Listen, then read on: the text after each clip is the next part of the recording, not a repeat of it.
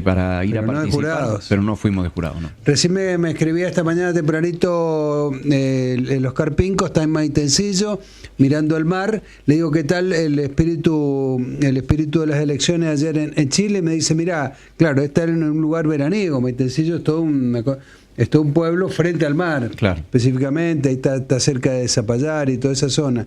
Pero me decía el Oscar que muy tranqui todo, ya sabían que ganaba Katz, etcétera, entonces lo tomaron, casi no hubo ni un bocinazo, nada, pero Sarita González está en Santiago, ahí es otra cosa, es el epicentro Ahí de sí la hubo elección. bocinazo, sí. Claro, y Celebración. además, claro, y en una cosa nueva, porque los chilenos antes no era obligatorio votar, ahora sí es votar en Santiago. Y en una segunda vuelta que bueno, ya habíamos hecho varias notas, el favorito lo tenía a Katz como gran favorito. Hola Sara. Hola chicos, ¿cómo les va? ¿Cómo andan? Acá estamos en Santiago. Sí, sí. Día terrible ayer, digo, para vos porque estaban cerrados los shopping. Mirá, estaban cerrados los shopping, pero había supermercados abiertos. Algo se podía pasear. Muy bueno. organizado el hecho de que cada supermercado, cada cadena, viste que acá hay 4 o 5 cadenas, estaba Santa Isabel, Líder, Jumbo, Unimark, habían días anteriores anticipado cuáles eran las sucursales de todo el país que iban a estar abiertas el día de las elecciones. Entonces podían saber con muchísima precisión a dónde ir a hacer compras. Después el resto de los comercios más chiquitos, había mucho comercio de cercanía, mucho almacén, muchos kioscos, que sí estaba todo abierto. Pero los malls estaban cerrados, los restaurantes estaban cerrados, todo eso estaba cerrado ya, sí. Qué raro, porque acá no ocurre eso, ¿no? No, exactamente, acá no. En eso sí había mucho más quietud en cuanto a ese movimiento. Ahora, la ciudad tenía un movimiento similar a un día normal, porque lógicamente había muchísima gente desplazándose a los lugares de votación, pero todo en un contexto muy ordenado. Una de las cosas que a mí más me llama la atención es que la ciudad no estaba llena de cartelería preelectoral como pasa en la Argentina. Claro. No vi en todos los lugares por donde anduve en la ciudad de Santiago, ni en el microcentro, ni en Las Condes, ni en la zona de Vitacura, ni en los barrios más tranquilos, ningún lugar donde hubiese cartelería electoral. Ni pancartas, ni pasacalles, nada. Viste que allá en la Argentina no queda un solo poste despejado y ponen carteles en todos lados. Ni en la ruta, viste. Ni el panorama visual. Ni en la ruta tampoco viste, claro. No, nada. El panorama visual, vos no te das cuenta que hay elecciones. En cuanto al panorama urbano, digamos, es muy diferente eso. Qué bueno eso. No se enchastra la ciudad como se enchastran en la Argentina. Claro. Y el clima entonces en general con mucho movimiento, decís vos, y el clima en las calles, sobre todo cuando se supo el triunfo de Katz, ¿qué pasó? Bueno, uno se empieza a enterar. Mira, estábamos en un supermercado cerca de las 6:30 de la tarde y una cajera le decía a la otra, ya, puedes mirar, y la chica nos estaba atendiendo y tenía el YouTube abierto y miraba YouTube porque ya quería ver resultados electorales. Nosotros no íbamos mirando el teléfono, pero empezamos a escuchar, estábamos en la zona de Las Condes, tipo 6:30, algunos bocinazos y dijimos, ya está, ya ganó Katz. Porque bueno, también de algún modo los analistas que ya nos han visto durante toda la semana que era Katz el que podía resultar ganador. Y un rato después, tipo 7:30, 8, ya empezaron las caravanas incesantes, como habrán visto en todos los medios, en todas las redes. Había caravanas con gente con banderas de Chile, alguna que otra bandera que decía Katz o alguna bandera partidaria, pero el 99% era banderas chilenas en los autos, familias enteras que iban dando vueltas, que iban hacia el microcentro. La verdad que las calles se inundaron de gente con banderas y todo con un ambiente tremendamente festivo. Así es. Nadie mira la pizarra del dólar, ni del dólar cripto, ni nada el día después, como acá. En absoluto. En absoluto. Eso yo, mira, esta mañana le daba una miradita a un diario financiero de acá de Santiago, no había ni una sola nota relacionada con la economía, ni una sola nota que que indicar algo respecto a algún salto del dólar, en absoluto, absoluto. Nada de eso. Eso habla del delirio en el que vivimos nosotros, Sarita. Imagínate que venimos en octubre, donde la elección era a vida o muerte en materia económico-financiera. Un delirio vivimos nosotros. En absoluto, nada que ver. Y otro dato que marca, a ver, lo que ha significado la impronta de Milei un poco en el mundo y en América Latina. El grupo con el que yo estoy, nosotros, bueno, cuando empezaron los bocinazos, salimos ahí a la zona de Las Condes donde estábamos alojados, en la avenida Poquindo, y los chicos del grupo con el que estoy, algunos tenían camisetas argentinas. Entonces nos poníamos en la vereda y bueno, yo obviamente saqué unas fotos, unos videitos, y nos veían a nosotros y decían Milei, o sea, veían la camiseta argentina y nos asociaban con Milei inmediatamente. Sí. Obviamente eran todos simpatizantes de Katz, que iban hacia el centro festejando con las banderas, ¿no? Pero nos asociaban a la camiseta argentina directamente con Milei. Cierro con esto, pues ya lo tenemos en línea Manuel Sepúlveda, que con quien vamos a analizar la elección, pero cierro con esto que decía más temprano. Katz, obviamente Milei lo llamó a Katz, lo saludó, y Katz le devolvió el gesto y hizo una apuesta que para nosotros es muy importante, para nosotros en Mendoza. Dice, Argentina va a crecer mucho y nosotros le tenemos que dar servicio porque somos la salida al Pacífico. Mirá qué importante, lo digo como mendocino, porque el principal paso terrestre lo tenemos acá en el Libertadores, y si se pusieran de acuerdo los dos presidentes, sería hasta el gran impulso para hacer paso a las leñas, ¿no? Sería extraordinario porque tantas veces hemos bregado por eso, para que haya una verdadera integración entre Argentina y Chile, con lo que a nosotros nos favorecería por el lugar donde estamos ubicados, ¿no? Como mendocinos. Claro. Ahora, si hay afinidad ideológica y hay voluntad política de hacerlo, sería buenísimo para nosotros. Sería bueno. Bueno, ya hemos charlado con Manuel Sepúlveda, así que lo vamos a hablar con él. Está ahí, bueno, él trabaja en Santiago, vos estás de paso en Santiago, así que después nos contarás bien de precios y todo eso cuando puedas meterte en algún mall. Sí, los malls estaban estallados, chicos. El día anterior, el sábado, entré a los malls que habitualmente he ido en otras oportunidades, que tienen un movimiento más o menos normal, bastante intenso siempre. El sábado yo decía, ¿pero qué pasó? Claro, no me daba cuenta que estamos en la previa de la Navidad y acá sí se compra fuerte. Sí, totalmente. Sí que se consume fuerte. Era tremendo el movimiento que había en los malls el sábado por la tarde. Sacá cuenta y después nos contás, Sarita. Buen viaje de regreso. Por supuesto, chicos. Bueno, gracias, chicos. Hasta Saludos luego. para todos. Sari, besos. Nuestra Sarita González está en Santiago por temas familiares, pero nos quedamos en Santiago para retomar un diálogo.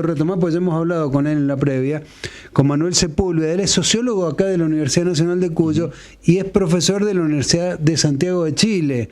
Manuel, buen día. Hola, buen día, Gabriel. Manuel, lo de ayer ya era cantado, se sabía que ganaba Katz. Ahora, ¿por esta diferencia era más o menos lo previsible o fue sorpresa?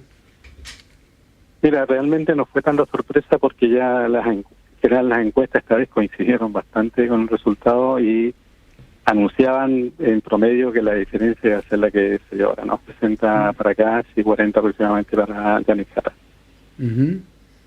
Está bien.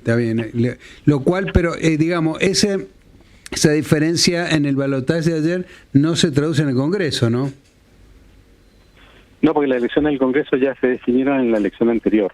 Y ahí los partidos de la derecha lograron una muy buena elección, no tanto en Senado como en diputados, pero sin lograr la mayoría absoluta. Claro. Por lo tanto, el escenario que hay en el Congreso es un poco diferente al escenario que se presentó ahora en la segunda vuelta. Claro, lo cual es un dato muy importante porque cualquier modificación y transformación que se quiera hacer y que requiera el acuerdo del cuerpo legislativo implica negociaciones, ¿no? Claro. Ahora, por ejemplo, para el Congreso, para en Milei era fundamental y es fundamental porque él necesita hacer una enorme cantidad de reformas muy profundas. No sé si Katz viene con muchas reformas bajo el brazo o no. Mira, realmente, comparándolo con lo que está pasando en Argentina y con el gobierno de Javier Milei, acá en Chile las reformas que se están planteando en la Argentina hoy se hicieron en la década de los 80 y se profundizaron en los 90. Claro. Por lo tanto, grandes reformas no van a haber o no deberían haber, ¿no? Sino que hay modificaciones en cuestiones más vinculadas al tema laboral, pero no son grandes reformas, sí, y posiblemente a ámbitos de la economía que quedaron ajenos a los procesos de privatización, y posiblemente se intente avanzar en ello, ¿no? Como puede ser Codelco o algunas pequeñas empresas estatales que quedaron en manos del Estado en este país, ¿no? Acá la educación es privada, la salud es privada, ¿sí? Todas las reformas que se están planteando en Argentina ya fueron realizadas en Chile desde la década de los 80 en adelante. ¿Y de esa base hay algo en discusión que pueda llegar a cambiar a partir de ahora o todo lo contrario? Cambios que se pueden dar, sí, hay de hecho, bueno, acá llega con todo un programa de que está centrado en los temas de la seguridad y el orden, claro. ¿no?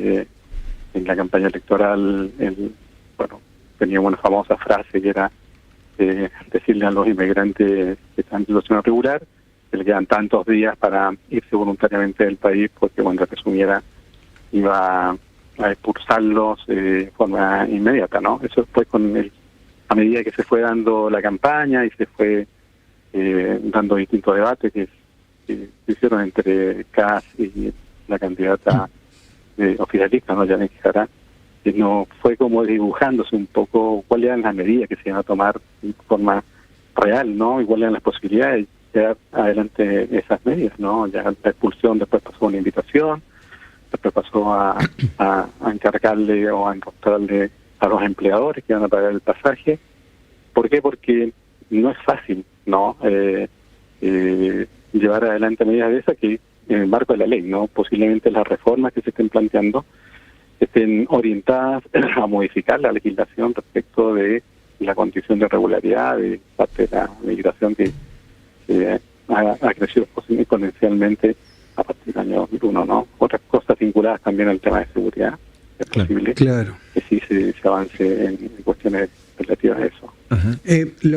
Hay cuestiones cuando los presidentes llegan con promesas muy altas, el problema es después cumplirlas, ¿no? Porque en esa materia Kass ha prometido volver el orden, que esté la tranquilidad del orden en Chile, etcétera, etcétera, que todos puedan salir en paz a trabajar y ir al colegio, pero además, como vos decías, había dicho que iban a expulsar como 300.000 inmigrantes y después tuvo que ir bajando el tono. ¿No hizo una apuesta demasiado alta Kass, por lo menos en dos rubros que son complicados? A ver, ni Trump ha podido echar a los inmigrantes de Estados Unidos. Sí, es efectivo, sí. Y lo fue persiguiendo, ¿no? Lo que pasa es que es como en la paradoja del poder, ¿no? Mientras más alejado estás del poder es más fácil hacer promesas, ¿no? Que son, no sé si difíciles, pero casi imposibles de cumplir, ¿no? Mientras más te acercas al poder vas modificando y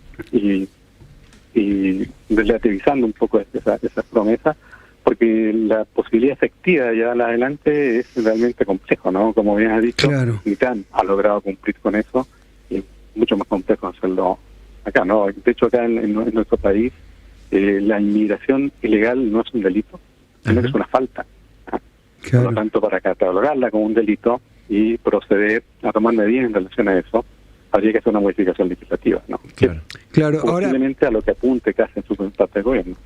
La inmigración, por ejemplo, en Europa, en Estados Unidos, que es un problema y quieren echar a los inmigrantes muchos de los gobiernos, pero allá cumplen una tarea porque le dan sangre nueva, sobre todo en Europa, a los pueblos, hacen las cosas que los europeos no quieren hacer, igual que en Estados Unidos, pero en países como los nuestros, Chile, Argentina, etcétera, ¿qué papel positivo cumple la inmigración? ¿Cumple algún otro papel, digamos, que sea vigorizante para los países?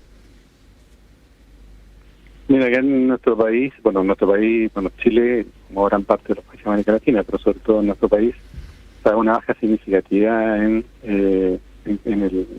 los nacimientos, ¿no? Chile tiene una tasa de nacimiento cercana al 1,3%, y la proyección es que para el año 2005 el 60% de la población va a ser adulto mayor, para 2050, disculpa. Por lo tanto, la migración es un elemento muy importante para modificar esa relación.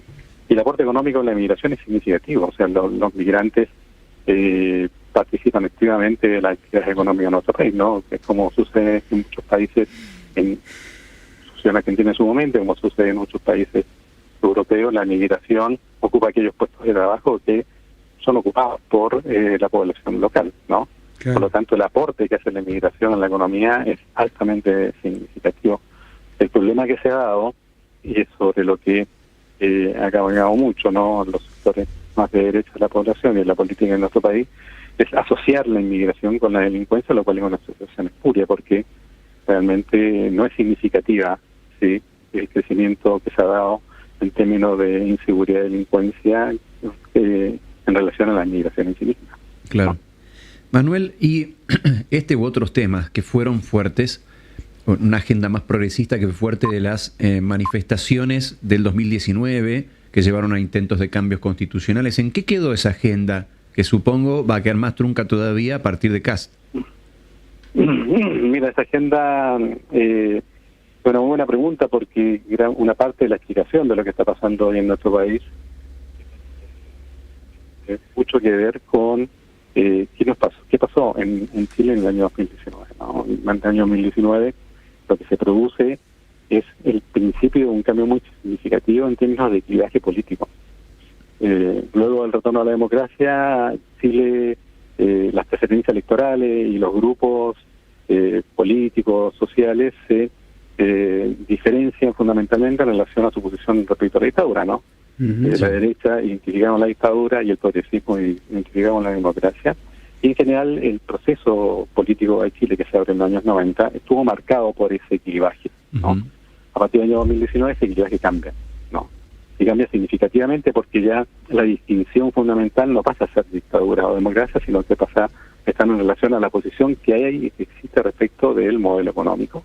Claro. Y en ese sentido hubo una interpretación, una sobreinterpretación del progresismo chileno respecto a lo que significó el estallido social, que se le atribuyó un carácter refundacional al estallido y la participación de la población. El estallido, y en realidad una parte importante de esa población había participado en las movilizaciones, no con un ánimo refundacional, sino que fundamentalmente con un ánimo más vinculado a las barreras de acceso que existían dentro del modelo para que una parte significativa de la población, sobre todo los sectores más vulnerables, pueda participar del proceso de movilización capitalista que se da en Chile a partir del año 80.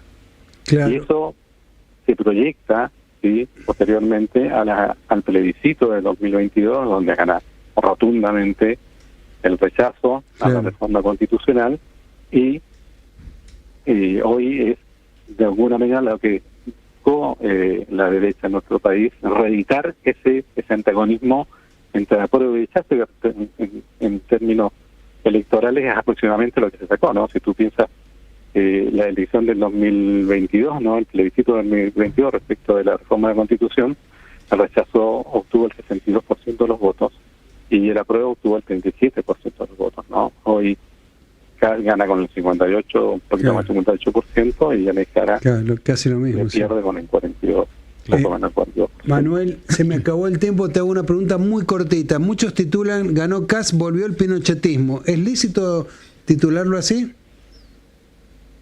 Mira, no es tan lícito, o sea, hay una adhesión de Kast a la figura de Pinochet, lo he dicho en repetidas veces, ¿no? Pero Kast no va a gobernar solo, ¿no? Necesariamente necesita una coalición de derecha, en la cual participan otros grupos de derecha, ¿no?, como Evópolis, Renovación Nacional, la UDI, y algunos de ellos la identidad que tienen con la dictadura no es tan explícita como la identidad que tiene Kast, ¿no? Eso lo matiza. Manuel, un gusto charlar contigo y muchas gracias. Sobre todo para analizar en este nivel lo que ocurre en el país vecino. Te mandamos un gran saludo. Muchas gracias, saludos. Que tengas buen día. Manuel Sepúlveda es profesor de la Universidad de Santiago de Chile, está en Santiago, pero ha sido su título es sociólogo por la Universidad Nacional de Cuba. Primeras voces. Noticias en contexto.